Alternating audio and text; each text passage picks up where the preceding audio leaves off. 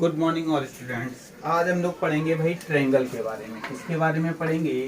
Triangle. Triangle को हिंदी में बोलते हैं त्रिभुज। ट्रायंगल को हिंदी में क्या बोलते हैं? त्रिभुज। अब हम लोग क्या करते हैं, इस ट्रायंगल का पोस्टमार्टम कर लेते हैं कि ट्रायंगल है क्या। अगर आपसे कभी पूछ ले कि व्हाट इज ट्रायंगल, कोई भी वैसे जनरली कोई पूछता नहीं है, लेकिन नॉर्मली आपसे फिजिकल कोई भी सामने बैठा हुआ पर्सन कोई भी कह दे भाई ट्रायंगल क्या है, तो आप लोग अचानक से तीन साइड इक्वल होती हैं, नहीं वो ट्रायंगल नहीं है। कोई कहता है दो साइड इक्वल होती है, नहीं वो ट्रायंगल नहीं है। ट्रायंगल क्या होता है? तो देखो इसमें खुद दिख रहा है, ट्राई मतलब होता है तीन, और बगल में देखो लिखा हुआ एंगल। एंगल मतलब होता है कोण, जिसमें क्या हो, तीन एंगल हो, हमारा क्या कहलाता है? ट्रायंगल कहलाता है। क्या कहलाता है? हमने कहा ट्राई यानी कि तीन, और एंगल मतलब कोण, जिसमें क्या हो, हमारे पास तीन एंगल हो, वो हमारा क्या कहलाता है? ट्रायंगल कहलाता है। या फिर हिंदी में इसका मतलब होता है त्रिभुज। त्रि मतलब होता है तीन, भुज यानी कि भुजा, और भुजा को हम लोग बोलते हैं क्या? साइड।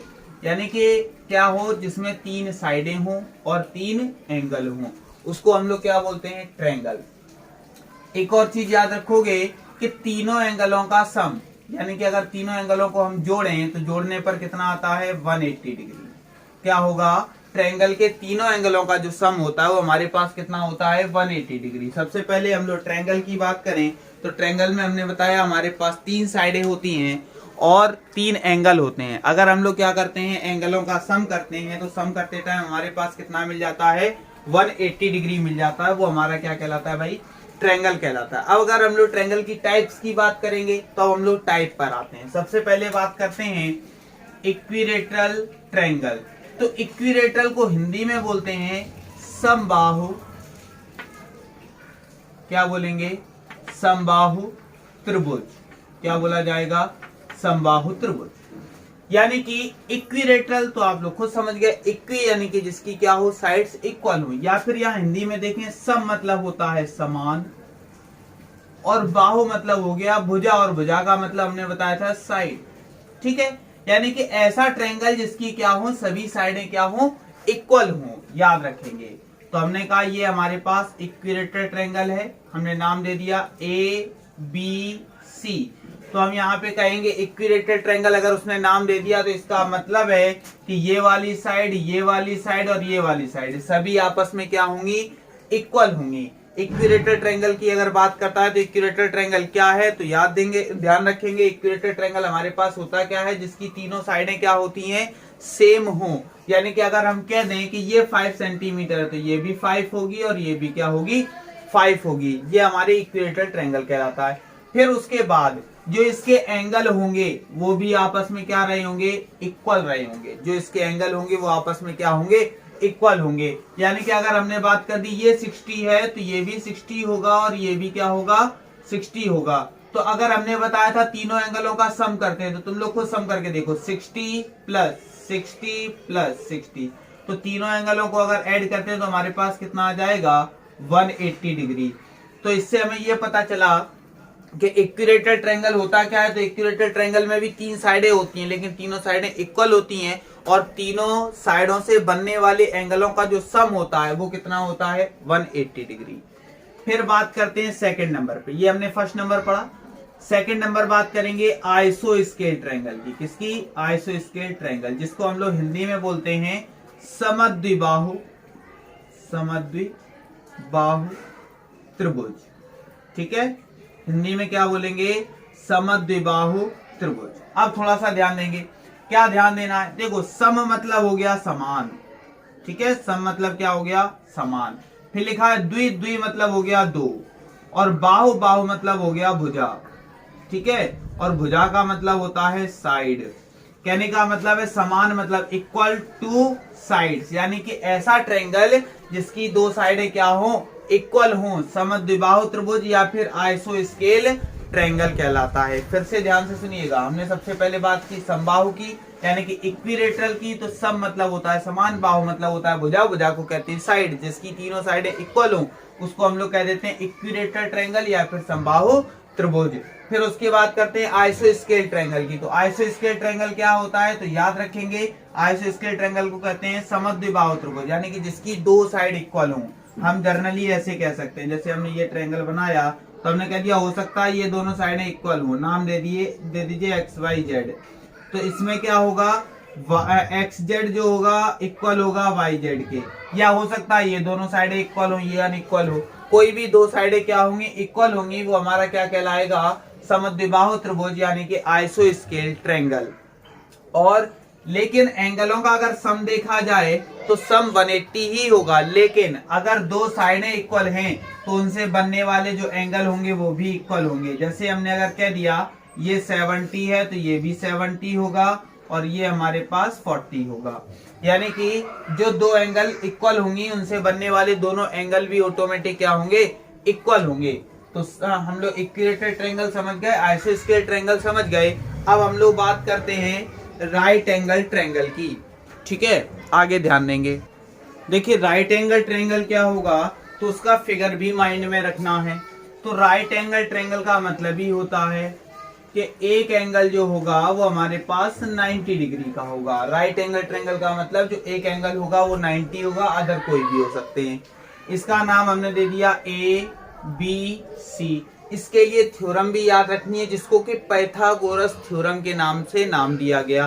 पाइथागोरस कौन थे, तो एक मैथमेटिशियन थे जिन्होंने अपनी एक थ्योरम बनाई राइट एंगल ट्रायंगल को लेकर, जो कि आपकी हाई स्कूल में इंपॉर्टेंट है, ट्रिग्नोमेट्री फर्स्ट ईयर में इंपॉर्टेंट, ट्रिग्नोमेट्री से रिलेटेड यही वाला ट्रायंगल आपका क्या होगा, यूज होगा। चाहे आप हाइट एंड डिस्टेंस की बात करें तो हाइट एंड डिस्टेंस में भी कौन सा, राइट एंगल ट्रायंगल का यूज होता है। अब ध्यान देंगे, जब हमने बात की किसकी, ये हमारे पास राइट एंगल ट्रायंगल है, तो याद रखेंगे एक एंगल कितना होगा, 90। तो जो सबसे बड़ी साइड होती है उसको हाइपोटेनस बोला जाता है। ठीक है, जो ये है इसको हाइट भी बोल सकते हैं या फिर परपेंडिकुलर, और जो ए बी है वो हमारा बेस होता है।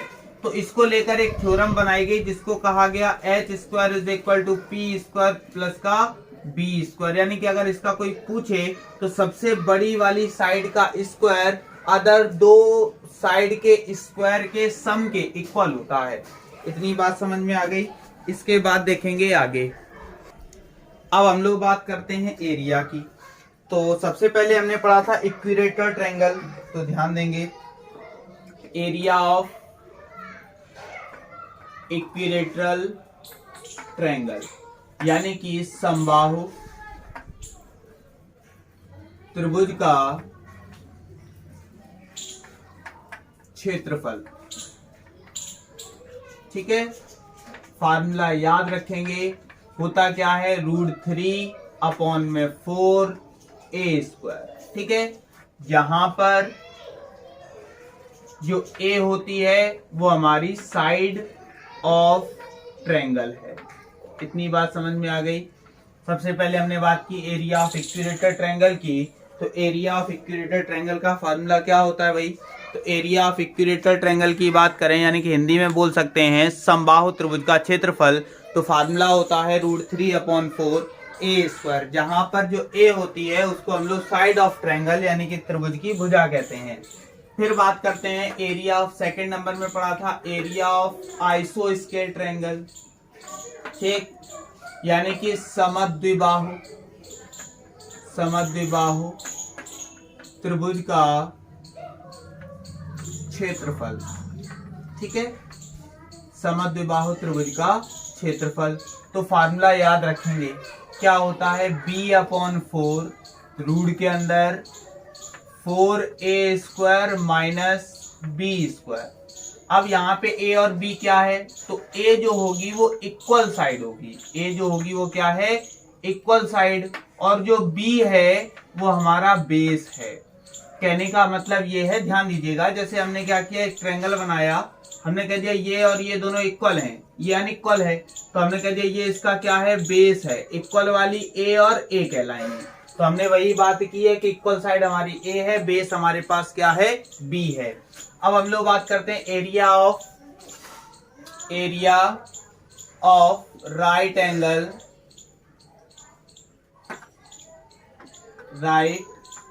Angle triangle.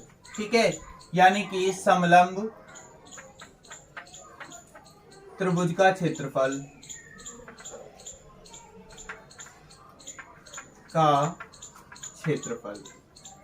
ठीक है, ध्यान देंगे होता क्या है, तो याद रखोगे 1/2, यहाँ पे बेस और इनटू में हाइट। क्या होता है 1/2 बेस इंटू हाइट। फिगर याद रखेंगे किस तरह से होता है। उसके बाद हम लोग बात करते हैं area of scale and triangle की। ठीक है, मतलब जिसकी कोई भी साइड इक्वल ना हो, यानी कि केवल एक ट्रायंगल हो। ठीक है, जिसकी कोई भी साइड इक्वल ना हो, ना कोई एंगल इक्वल हो, हमें पता ही नहीं है कि वो क्या है।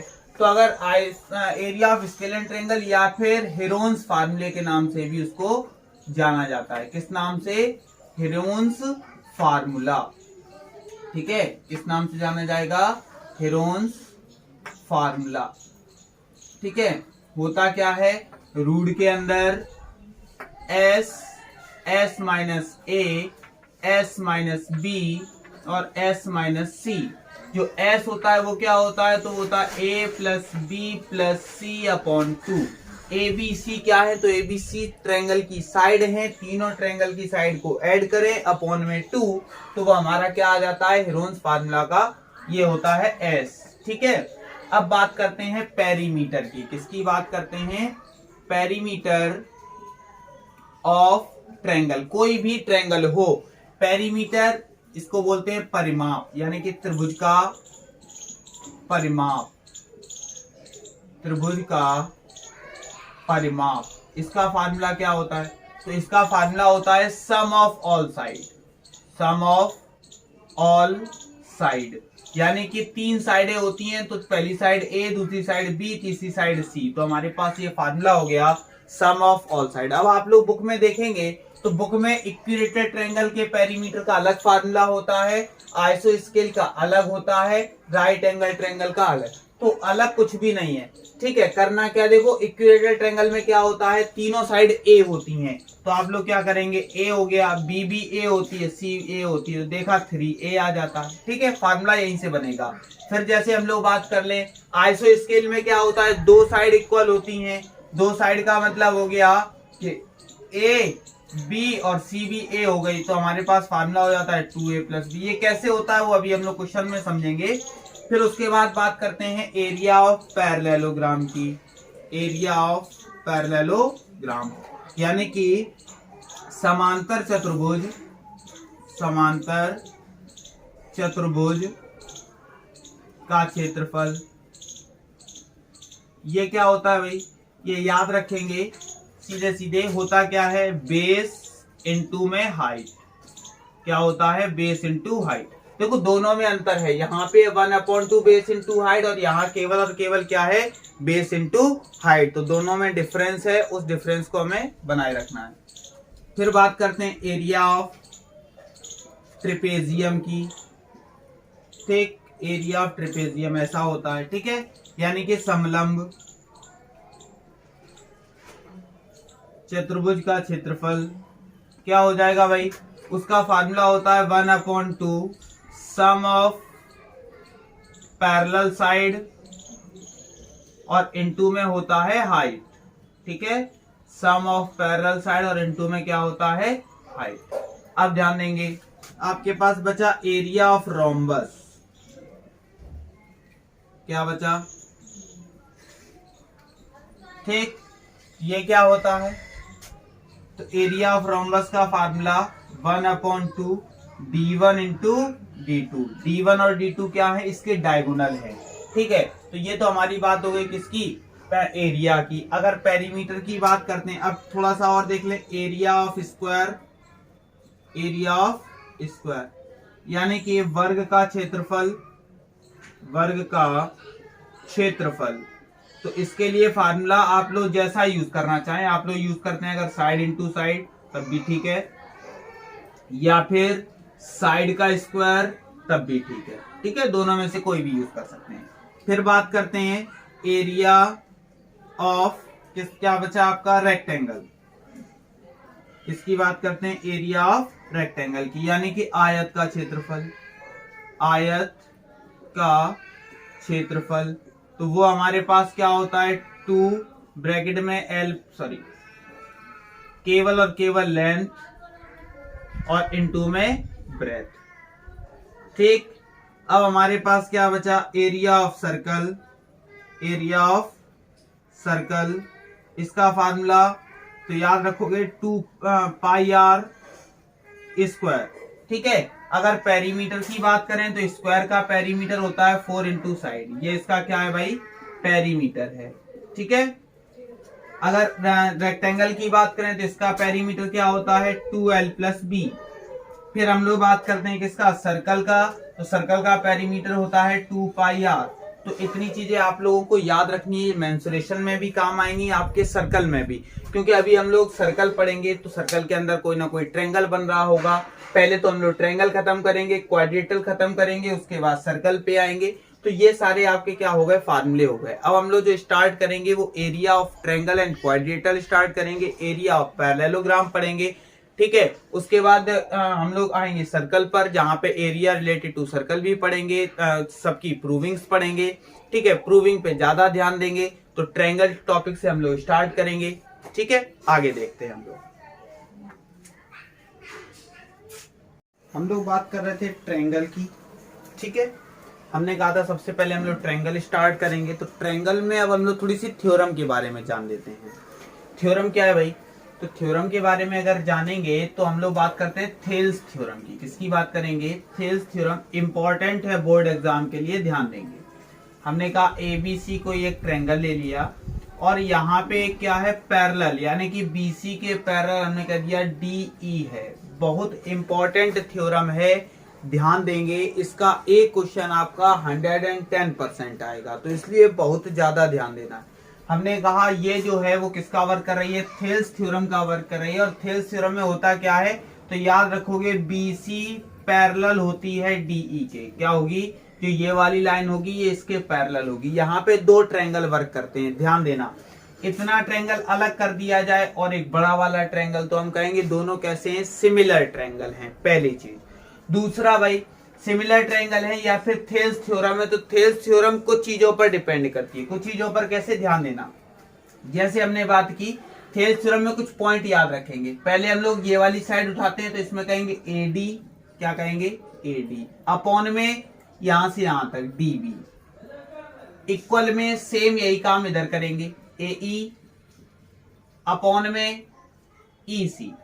ठीक है, पहला काम क्या किया, यहां से यहां तक ले लिया, फिर यहां से यहां तक ले लिया, तो ये अपॉन में ये। ऐसे ये वाली साइड ली, यहां से यहां तक, अपॉन में यहां से यहां तक। अब क्या किया जाए, अब एक काम कर सकते हैं, एक बार फिर ये वाली साइड ले, कौन सी, एडी, अपॉन में अब टोटल साइड ले लें, तो टोटल साइड कितनी है, एबी। सेम काम ऐसे यहां भी कर सकते हैं।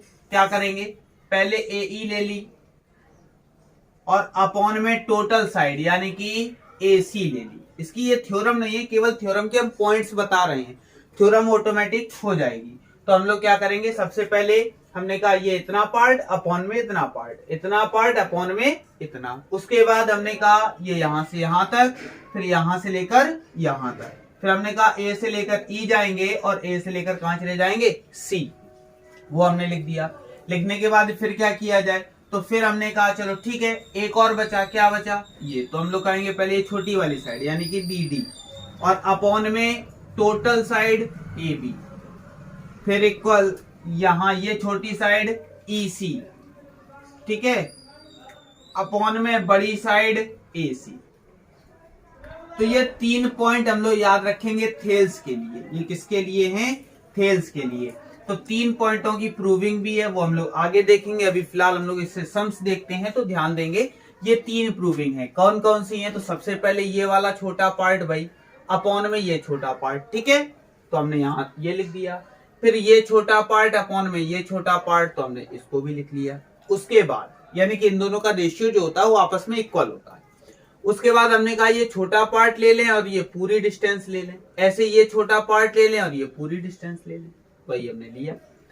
फिर थर्ड वाले में हमने कहा ये वाला छोटा पार्ट ले ली जाए, पूरी डिस्टेंस, फिर इसमें भी ये छोटा पार्ट और ये पूरी डिस्टेंस, दोनों का रेशियो आपस में क्या होता है, इक्वल होता है। ये 3 पॉइंट आप लोगों को याद रखने। अब हम लोग आते हैं क्वेश्चन की तरफ। क्वेश्चन किस तरह आपसे पूछेगा, तो थोड़ा सा ध्यान देना। देखो ध्यान देंगे, हमारे पास क्वेश्चन क्या है, समझना, करेंगे कैसे उसको समझना। आपकी एक एक्सरसाइज केवल इतने से ही खत्म हो जाएगी, तो इसको थोड़ा सा डीपली समझेंगे। क्या समझेंगे? कह रहा है D and E point on the side of A B and A C. तो हमने कहा ए बी ये रहा, ए सी ये रहा, इसके बीच में क्या है, डी और ई है, बात उसकी सही है। फिर उसके बाद क्या कह रहा है, and triangle ABC such that DE parallel BC. तो डी कहां, ये रहा, बीसी कहां, ये रहा, ये दोनों एक दूसरे के पैरेलल है। हमने कहा चलो ठीक है। तो करना क्या है, तो हमसे कह रहा है if AD is equal to 3.6, पहला काम है उसमें पुट अप करना। एडी कितना है, 3.6, ए से डी है कहां, यहां से यहां, तो हमने यहां पे लिख दिया 3.6 सेंटीमीटर। चलो ठीक है, लिख देते हैं, लिख गया। लिखने के बाद अब ध्यान देंगे, फिर क्या कह रहा है, ए बी 10, तो ए से लेकर बी कहां, ए ये रहा, बी ये रहा, यानी कि टोटल ये कितनी भाई, 10 सेंटीमीटर, लिख दिया। ठीक है, फिर क्या कह रहा है, ए ई कितनी है, 4.5, तो ए से लेकर ई कितनी, 4.5 सेंटीमीटर। अब ध्यान देना, हमसे क्या कह रहा है, करना क्या है, ई सी फाइंड करनी, ई से लेकर सी, यहां से यहां तक फाइंड करना है। ए सी, ए से लेकर टोटल सी भी निकालनी है, तो हमने ये कह दिया, ये टोटल एक्स हो गई, और यहां से यहां तक ये क्या हो गया, वाई हो गया। ठीक है, अब थोड़ा सा तुम लोग ध्यान देना, तो यहां पे हमने कहा भाई एक थ्योरम बताई, क्या बताई थी, हमने कहा ये वाली साइड अपॉन में टोटल बड़ी वाली साइड, फिर हमने बताया था ये वाली साइड अपॉन में टोटल बड़ी वाली साइड। ठीक है, तो करेंगे क्या, ये वाली साइड, तो हमने कहा एडी, यहां पे क्या कहा, एडी अपॉन में बड़ी वाली side A B is equal to, यहां पे हमने कहा ए ई अपॉन में बड़ी वाली साइड क्या हो जाएगी, ए सी, लिख दिया। ये किसके अकॉर्डिंग किया है, थेल्स थ्योरम, किसके अकॉर्डिंग, थेल्स थ्योरम के अकॉर्डिंग। अब यहां पे देखा ए डी, ए से लेकर डी है कितना, 3.6 है, तो हमने यहां पे लिख दिया 3.6 अपॉन ए बी, ए से लेकर बी टोटल कितना भाई 10 है, लिख दिया, इक्वल ए ई, तो ए से लेकर ई कितना है 4.5, हमने यहां पे लिख दिया 4.5 अपॉन में ए सी, ए से लेकर सी टोटल कितना है एक्स।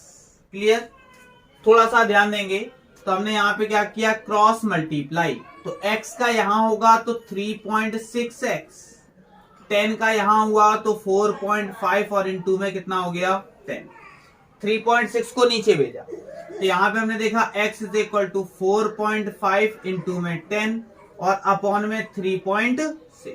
कैलकुलेट कैसे करेंगे, पॉइंट से पॉइंट कैंसिल। ठीक है, अब क्या करेंगे भाई, अब इसको 3 से कैंसिल कर लेते हैं, 3 से काटा तो यहां हो गया 12।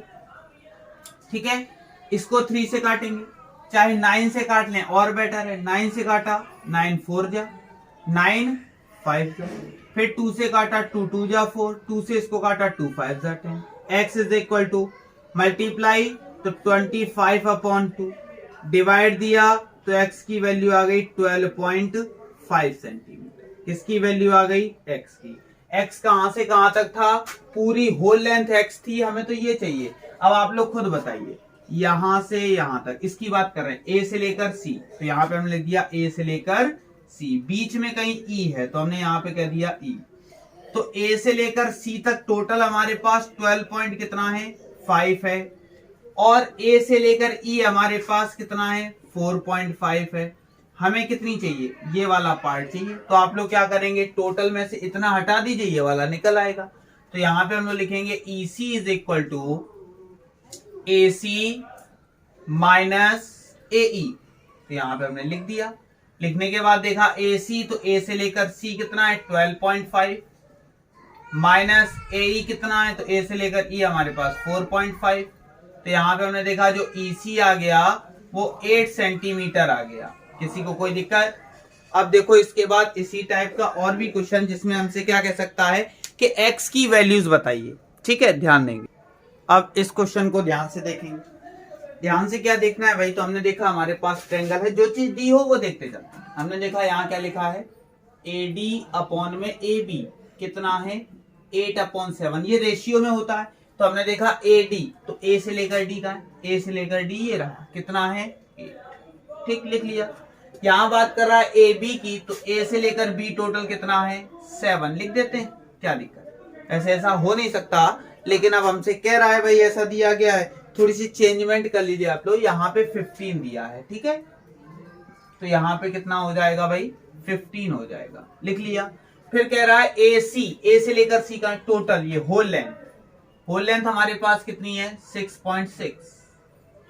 हमसे कह रहा है क्या करना है, ए ई निकालना है, ए से लेकर ई निकालना है एक्स। थ्योरम कौन सी लग रही है भाई, छोटी वाली साइड ये अपॉन में बड़ी वाली साइड, छोटी वाली साइड ये अपॉन में बड़ी वाली साइड। तो छोटी वाली साइड क्या हो जाएगी, ए डी अपॉन में A B is equal to, यहां देखेंगे तो ए ई और अपॉन में ए सी। तो यहां पे हमने देखा ए डी कितना है 8, ये कितना है 15 इज इक्वल टू ए ई, तो ए से लेकर ई कितना है x हो जाएगा, और यहाँ ए सी, तो ए से लेकर सी टोटल कितना हो जाएगा 6.6 क्रॉस मल्टीप्लाई।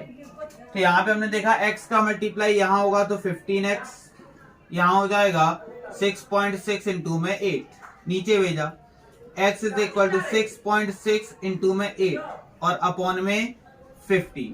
पहला काम करते हैं पॉइंट हटाना, तो हमने क्या किया, यहां से पॉइंट हटाया तो नीचे 10 बढ़ गया, कैंसिल करते हैं 3 से, 3 5 जा 15, 3 से इसको कैंसिल किया तो 22 हो गया, ठीक है। हमारे पास क्या बचा, x इज इक्वल टू कितना 22 इंटू 8 और अपॉन में 5 इंटू 10, मल्टीप्लाई करवाया तो x इज इक्वल टू कितना 176 अपॉन में 5 इंटू में 10। अब क्या करते हैं 5 का इसमें क्या कर दिया जाए डिवाइड, तो 5 का डिवाइड देंगे तो हमारे पास आ जाएगा कितना हो जाएगा 5 5, क्योंकि 5 का इसमें दिया तो 5 3 जा 15 26 हो गया, तो यहाँ पे इतना और अपॉन में 10 का भी डिवाइड देंगे तो हमारे पास आ जाएगा 3.52 सेंटीमीटर, यही हमारा क्या हो जाएगा आंसर। तो इस तरह से थेल्स थ्योरम में हम क्या करेंगे, कोई भी साइड हमें निकालनी हो, लेकिन याद रखेंगे थेल्स में कभी इन दोनों की बात नहीं करेगा, यानी कि जो पैरेलल साइड हैं इनकी कोई भी बात नहीं होगी। ये किसमें बात होगी, तो जब हम लोग नेक्स्ट पढ़ेंगे, नेक्स्ट वीडियो में हम लोग मिलेंगे तब हम लोग इसकी बात करेंगे, साथ में कुछ प्रूविंग की भी बात करेंगे। तो पहले अगर हम लोग इसकी बात करें तो ये हमारी थेल्स थ्योरम थी, बाकी हम लोग मिलेंगे नेक्स्ट वीडियो में, ठीक है, नेक्स्ट टर्म पर। तो ध्यान रखें इस तरह के ट्रायंगल के लिए आप लोग प्रिपेयर रहें, घबराएं नहीं, बहुत अच्छा टॉपिक है, इसको लेकर चलें, ठीक है, धन्यवाद।